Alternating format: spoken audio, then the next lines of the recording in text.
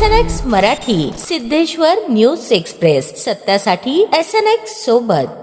मोहोळ येथील ST stand समोर काल मध्यरात्री शंभू प्रेमींकडून छत्रपती संभाजी महाराजांचा पुतळा विना परवानगी उभारण्यात आल्याची घटना समोर आली आहे। सकाळी हा प्रकार उघड होताच प्रशासनाने पुतळा हटवण्याच्या हालचाली सुरू केल्या। सदर जागेसाठी कोणतीही अधिकृत परवानगी घेण्यात आलेली नसल्याचे प्राथमिक माहितीतून स्पष्ट झाले। त्यामुळे संबंधित विभाग आणि स्थानिक प्रशासन सतर्क झाले असून कायदेशीर प्रक्रियेनुसार कारवाई तयारी सुरू झाली आहे।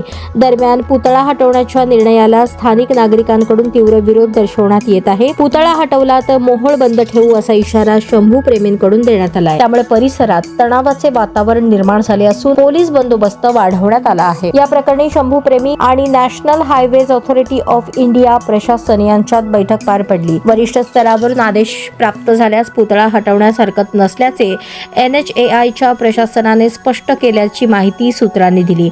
दरम्यान परिस्थिती चिघळू नये यासाठी प्रशासनाकडून समन्वय साधण्याचे प्रयत्न सुरू असून कायदा व सुव्यवस्था अबाधित राखण्याचे आवाहन करण्यात आले आहे।